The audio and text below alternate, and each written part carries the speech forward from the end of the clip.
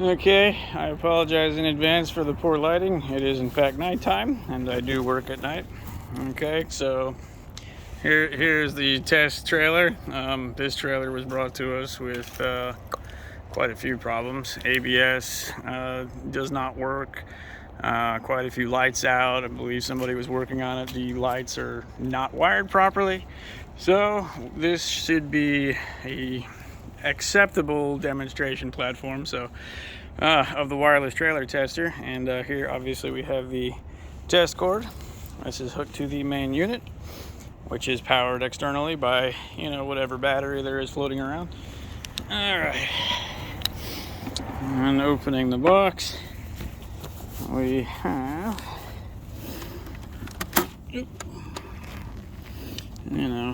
all the guts in there. Well, you can see that at night. That's where the remote was stored. I already took it out.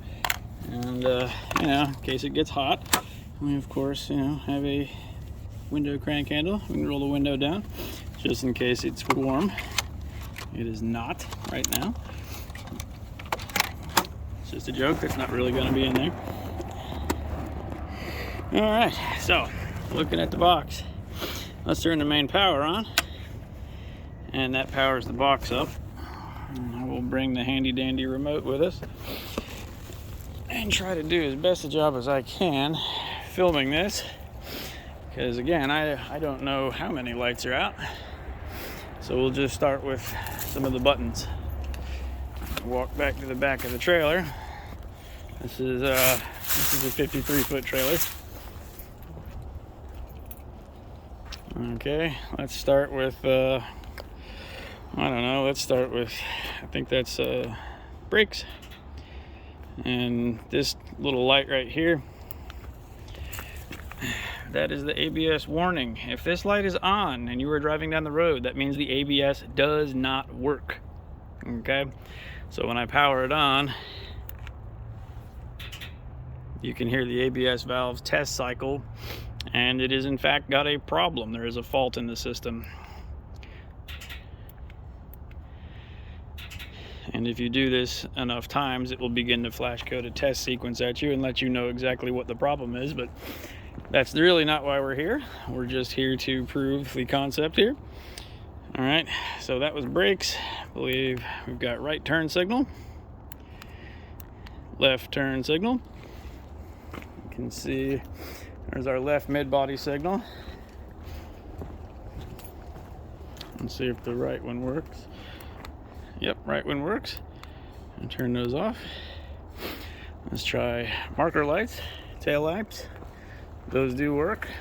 There should be one on the mid-body, like that one, for example. That is out, so we would have to fix that. That one is out, obviously. And very often you will see guys wire the front ones incorrectly, as this one is. So this should, I think they have it wired. Yeah, they have this wired into the turn signals. That's supposed to be a marker light. But, and then this one doesn't even work.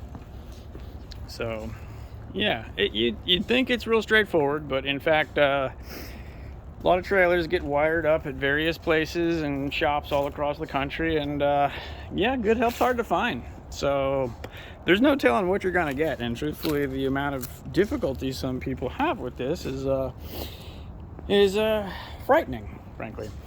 But anyway, so we are here to basically try to fix this by taking some of the variables out of the equation, like skill, and simplify this entire process. So, if I just want to do this manually, we can. I don't know if you can see that far back. Yeah, you can kind of see it. It's really, really difficult to see. But, redundant backup here. We've got our indicator lamps, which correspond to the remote numbering. And again, this is a prototype, so a production unit would most likely have, words on these keypads. And, but it's pretty well self-contained. So there's the standard J560 trailer cord. That's an industry standard. pretty heavy duty power cord here. This thing is, this main breaker in here is, and the power relay that runs the master power for the box and through all the fuse blocks is rated for about 80 amps. So even with everything turned on simultaneously, you really shouldn't do any more than that. And every circuit on this thing is rated at a 20 amp fuse. They can be replaced with standard form factor breakers. So, you know, these are all off the shelf items. Obviously, these are, you know, these are just regular ISO relays. You know, they're sitting on a bus bar in there. It's a ground plane for this box. And you know, so this is the RF board that Team Mudflap designed, and there's our logo, as you can see, and the RF stage. And you know, again, so these are just running like power amplifiers. So these guys power these guys, so it keeps all of the external faults that can be possible from a trailer off of the board itself. So no surface mount device should be exposed to danger. Should the catastrophic happen, you can just simply replace any of these relays off the shelf, or fuses obviously. And you know, this is an off the shelf pass-through for any trailer. You know, these are, you know, 20-30 bucks. And so just a little word about you know, all this mess. We kind of had a very last minute technical issue with where I was getting these MCUs. They were a PIC chip, which because I really had never surface mount soldered anything of the 0603 or smaller form factor. You know, I just, without thinking about it one day, trying to get in a hurry, stuck the MCU in the oven, and you know, flowed great. It soldered up beautifully, but yeah, it destroyed the chip. Can't take that much heat for that long. So oops. But you know, where I got this thing, they're evidently on ultra galactic back order right now, because you know, there's COVID shortages everywhere. So the MCU I have here is actually an infrared remote SOP14 chip. This particular one had to have it obviously has the same pin form factor, but the pin outs are different. So that explains this ugly mess. So, you know, this is not desirable, but that is okay. It does work, and we can get more of those if we need to. I just, you know, by the time this was due, could not get the MCU that we had. But you know, so we'll just show you here. You know, so it does have indicator lamps on the board itself. Kind of hard to see there, but you know, they do all work, and very handy. So, you know, this is running 433 megahertz ISM band.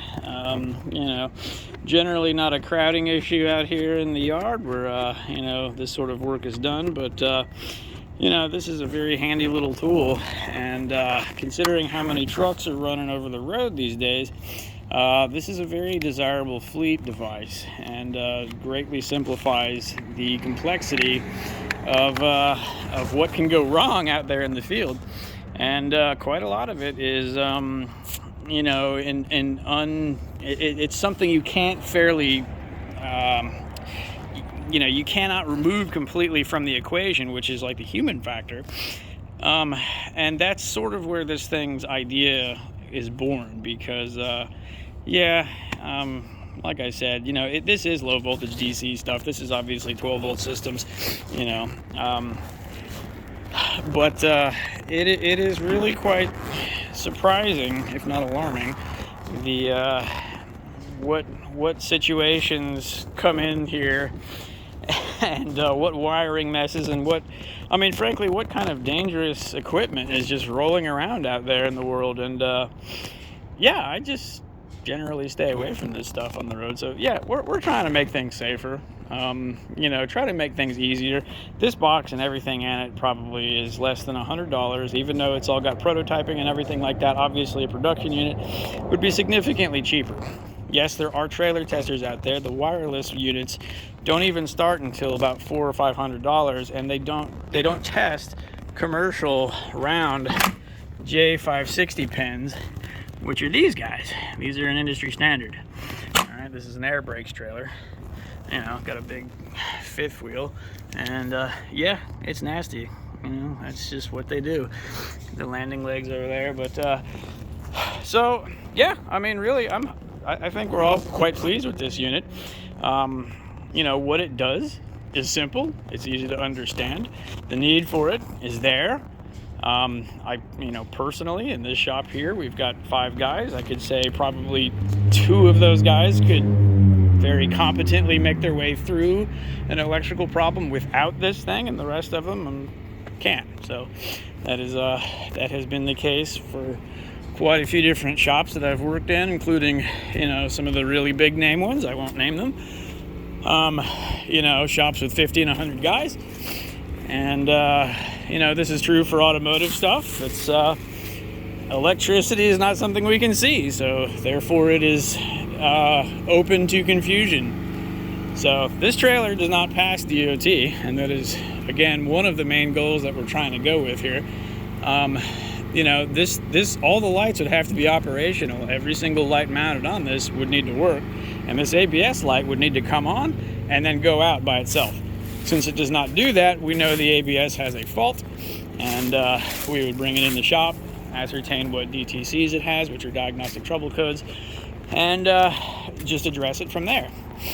So yeah, I mean, that's it. I think you know, this whole process, you know, if we were to do this again, I think I would safely say that we would choose a few different you know, ways to implement what we're doing here. I mean, this box is probably the most expensive out of everything here, you know, which is only $50, but you know, I frankly have my doubts about how long it would last in the real world, but that is because tools like this tend to get manhandled and destroyed and run over, and, you know, God only knows.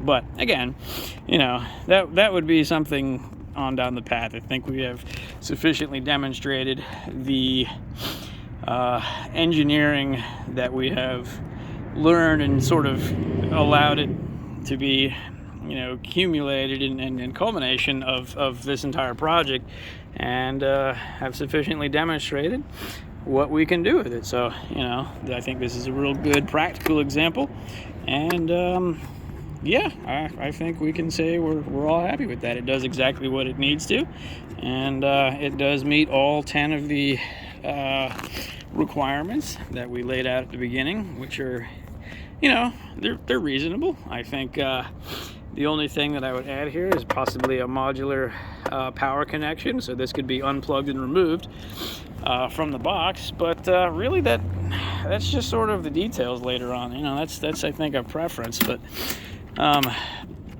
you know, it definitely works just as it is. And so we've got the handle here, which you know, this is captive under the handle. This is an old laptop carry bag handle, which you know, and then we have this, you know, thing I bought at the hardware store, not even really thinking about it. I need one of these to carry my extension cords for something else, but man, it just sort of worked out that it fits right on here on the box, and you can carry the power cord and the light cord, which, again, this light cord, I did fabricate this one completely with the ends and the cord and this protective overlay here. But again, you could buy a light cord off the shelf anywhere, any truck store, wherever. And again, on a truck, these are usually green and they're coiled up. That's what you see in between the cab and the tractor. So I just have it straight because, frankly, those pigtail ones are just horrible to deal with, because they've got a very high level of memory, which means they want to return to that coiled up position, and it's just really a pain to try to work with that. But you know, again, that's it. That is the demonstration. So, works in the real world, and we will be using this quite a bit more, and most likely improving upon the design and the idea as time goes on. But I think the concept's there, and again, you know, wireless trailer tester that I've seen, cheapest one is around $2,000. Again, some of these things have extra air brake functions, which I really don't think anybody actually needs. There are needs, but you know, only if you're manufacturing these types of things. In my 17 years of working on this stuff, I've never needed a specialty air applicator for these. You can simply just hook either one to, you know, any air compressed source. You know, you've got your parking brake release and your brakes applied. So when you put your foot down, the air goes in there. So 2 separate systems. And but anyway, so not a huge need there, and I'm sure that is a great deal of some of their expense. Yeah, that's it. I think this video is already a little long, so we'll call it there. And thanks again for watching, and we appreciate everything Dr. Grosh and Dr. Okayo have done for us in this university, and it was a real pleasure working with them. So thank you so much, guys. This is Team Mudflap signing off.